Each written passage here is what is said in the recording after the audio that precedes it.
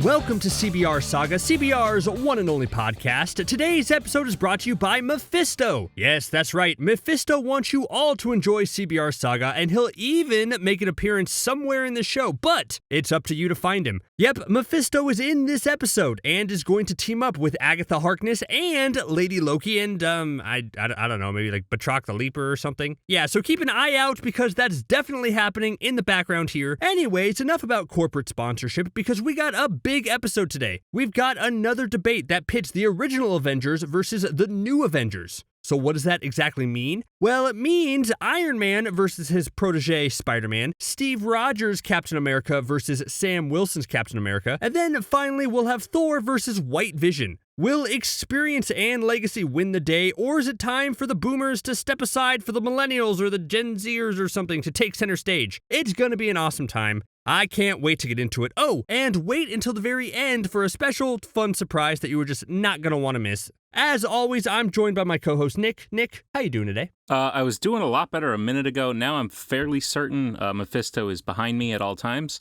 So I'm a little scared, but still, excited. Overall, so if we're talking about old Avengers and new Avengers, I guess my first question to you is what do you think about this evolution of the Avengers team, about where it started versus where it is now? Well, I think it's really interesting because I think one thing the MCU does really well is they really shape their characters. They give them growth, they give them places to go, to the point where they're able to introduce new characters and it feels sort of fresh because the characters we once knew are no longer in the same place that they were. So in terms of character development, I think the MCU has some of the best characters in movies right now. And as far as powers, I think they've done a really cool job to make ever-increasing threats, meaning the heroes have to become more and more powerful. So when you say that they become more and more powerful, does that mean you think the new Avengers are going to take out the old Avengers? Quite clearly, yes. That's the point I was making.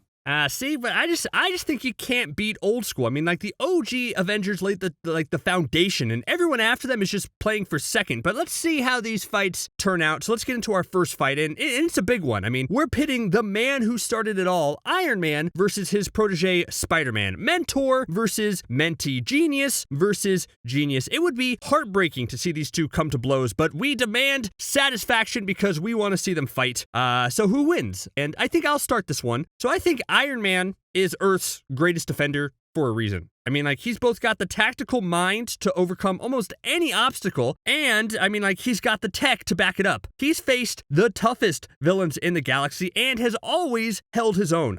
His armor just kept advancing more and more with every, new suit where he was basically unstoppable. And, the issue with facing Spider-Man, I think, especially Tom Holland's Spider-Man, is that Peter mostly uses Stark tech for his suits. Using Stark tech against Stark himself is just not going to work out very well for Peter. Well, I'm glad you've already mentioned that Peter's technology is some of the greatest in the universe, given that it is Stark technology. He's using the best technology, even if it's against Stark. If the two ever had to fight, I think Stark might be like, oh, I probably shouldn't have given all this insane technology to this kid, who, by the way, could beat me without the suit. That's the difference here. Spider-Man doesn't even need Stark's technology in order to take him down, because he's got the super strength, he's got Spidey senses, he has these internal powers that make him a powerhouse, and that's going to be the difference in this fight, is because, yes, while Stark has to rely on his technology, Spider-Man, who understands Stark technology, could also find a weakness in it, and once the technology is sort of rendered useless, Spider-Man could just punch Tony Stark and probably break his nose. I would argue that experience is a huge factor here. Yeah, Peter is strong, and Spider-Man comes with a lot of abilities maybe outside the suit, but he's also a little bit absent-minded. He's a little sporadic, and it's like a golden retriever with ADHD. Tony is too busy focusing on the weight of the big one that's coming his way to get distracted. So he's focused and he's ready to go, and he'll squash the bug. That's the thing. He's focused on things elsewhere. He's experienced things that distract him all the time. Tony's mindset is not always on the here and now, and that's not always a good thing. Peter, yes, is lacking a bit of experience. However, that comes with time. And even without the amount of experience he has, he's still been able to take out villains like Vulture and Mysterio. He's learned lessons very, very quickly. So he can adapt to Tony just as fast as Tony's suit is adapting to him. And yes, while that technology in Civil War was kind of cool, Cap was still able to beat Tony with it because Tony got distracted by an outside influence by learning that Bucky killed his parents. So Tony's mind is not this unshakable thing. I think Peter could easily get inside of it, especially if Tony has to fight Peter. Just look at what Peter snapping into dust did to Tony's psyche. If Tony found himself in a position where he had to fight this kid he once deemed his protege, I think Tony would be a nervous wreck and Spider-Man would easily get the upper hand. All right, but we're talking about who's affected by who. Can you imagine if the reverse happened, if Tony Stark was the one who turned to dust and Peter had to hold him? I mean, Peter would be broken way more. I don't think Peter would have lasted the 5 years and started a family and been kind of okay with it and then decided, hey, I kind of want to go save Tony Stark afterwards. He would have been a blubbering mess. He would have taken it upon himself that it was his fault and then not been able to recover from that, because I think that's the difference between Tony and Peter, and I think that's what's going to give Tony the edge here is that Tony accepts that he failed, but then he does keep going and he accepts it and he moves forward. When Peter fails, he kind of gives up for a much longer amount of time and is much more sad about it. So that's why I think overall, if it comes down to these two personalities having to fight each other, Tony's going to do what's necessary here. Peter's going to try to find a workaround. Peter's going to be like, maybe I don't have to fight Tony Stark here. Maybe I can find a way to stop these CBR Saga guys from making us fight each other in this battle to the death. While Tony would be like, you know what? Sorry, I got to do this. So this is what's going to happen. So overall, how many tears do you think would be shed in this fight? Not just from us, but also from, like Tony and Peter. I think they'd be blubbering messes fighting each other. But who do you think wins in this ultimate battle between mentor-mentee? Let us know in the comments as we move on to our next fight. So fight number 2 is going to be the Battle of the Caps. After Steve Rogers hung up the shield, the whole point of Falcon and Winter Soldier was about continuing the legacy. And while it proved why Sam Wilson will make a great Captain America, could the new one beat the old one in a fight? I don't necessarily think so, but Nick, you can start us off here. Gladly. To quote Thor, which one of these two can actually fly? The answer is, of course, Sam Wilson's Captain America, who I think would win this fight. Not hands down. I don't think it would be an easy victory, but I think Sam Wilson could come out on top. Yes, Steve has the super soldier serum, but we've seen Sam fight people like John Walker with the super soldier serum and hold his own and be able to keep up. I think Sam's tactic of being able to evade, being able to fly, is something that Steve's really not going to be able to come up against. And if we're saying that in this fight they both have a shield, Sam is going to be able to deflect any sort of shield attack that Cap is going to be able to throw at him. So I think Sam has the tactical knowledge to win this fight. See, and you know what I think a big difference is going to be here, and I hate to be so blunt about it, but it's true. Muscles! Muscles are a big deciding factor here. I mean, the super soldier serum is going to play into this a whole lot. And although the MCU kind of plays a little fast and loose with like the super soldier rules when it comes down to it, Sam even said that he does everything Cap does except slower, if we're throwing quotes out there,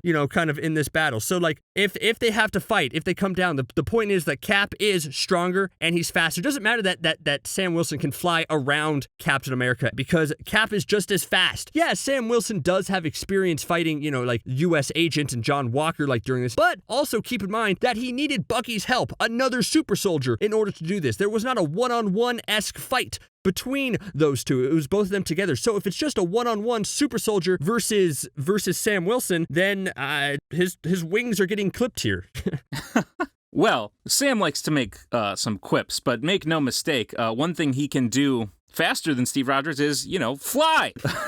He's a little bit different than Steve in that sort of sense. And I think the other thing that gives Sam the edge here is he has Wakandan technology behind his back. All Steve has is the shield. I think the new suit and wings, along with like a red wing, all the like missiles and guns that Sam is equipped with in his suit that we've seen him use throughout the MCU, I think that's what gives Sam the edge. Steve is just a man. And you say muscles, Sam got jacked in like 2 minutes. We saw it happen. He was doing push-ups and he mastered the shield, and he has muscles too, just because they're not enhanced with a super soldier serum. I think Sam can definitely hold his own in a fight. Listen, Batroc the Leaper was able to fight Steve. He was also able to fight Sam. I think that is a good test to say that Sam could hold his own against Steve, and all it takes is one smart use of technology that he has to get the upper hand on Steve.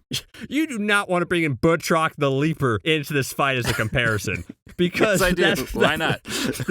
That first fight with Steve Rogers versus Batroc the Leaper was Steve Rogers literally getting rid of his advantage because without the shield, to proving that he was without the shield that he could beat Batroc the Leaper. Sam Wilson, he was giving it his all, and that fight lasted a lot longer on Sam's end. It was like the Flag Smashers had time to escape the building, make it all the way downtown, and to like start enacting their plan and kidnap all those people while Sam was still struggling with Batroc, while Steve kind of dispatched him relatively easily. So I don't think you want to use Batroc here. He just did it slower.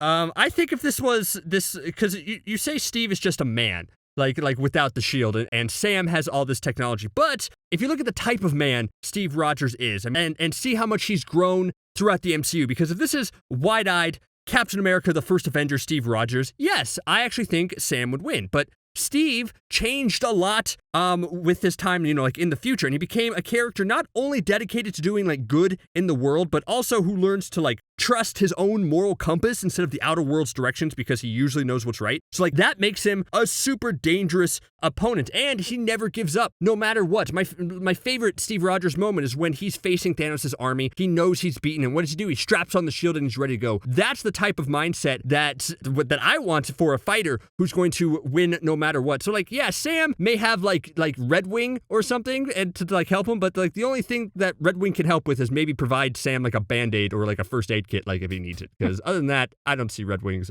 value here. Well, that sounds beneficial. It sounds like Steve wouldn't have any Band-Aids or first aid, so I'll take that. The thing about Sam is Sam has always been that person that you're talking about who Captain America is. That's why he was chosen. Like from the first time we meet him, he's the soldier who does right. He works at the VA. He is like through and through Captain America from the moment we meet him. And even in the show, we see him come even more into his own in determining what's right to do with the shield and how he fully believes in himself to be Captain America. So if we're talking about like the power of will, yes, Steve's is strong, but it took time for him to get there. I think Sam's has always been there, which means the evolution of it makes it even stronger. Okay, all right. So we talked a lot about these two, and I think it's time we about wrap up here. I think it's going to be an excellent fight, but what do you guys think? Who'd win in this epic fight between the two Caps? Think it over as we move into our third and final fight. All right, so this last one that we have, I think is all about power levels. Two of the strongest Avengers around. We have Thor versus the new White Vision, and I'll start this one off. So sorry, Wanda, I hope you don't form too much of an attachment to this version of Vision, because he would be reduced to spare parts, I think, relatively quickly if he goes up against Thor. I mean, Thor has proven that no matter the setback or the loss he's facing, he's gonna come back stronger than ever. His strength only seems to keep growing, and when he sets his mind to something, he doesn't back down. He can take a punch, and he can dish it out. Like, if you remember that scene in, Office Space, where, those guys beat up that inferior printer, in the field? Well, I imagine something similar is going to happen here with Thor smashing the inferior Vision with his hammer until it breaks. Oh my gosh. Well, in response, careful, Jane Foster. Don't get too attached to, your ex-boyfriend who is like a blubbering mess without you, because Vision's going to take him down. That printer is going to reassemble itself and take down the God of Thunder, who, yes, eventually comes back after, 5 years of crying and drinking.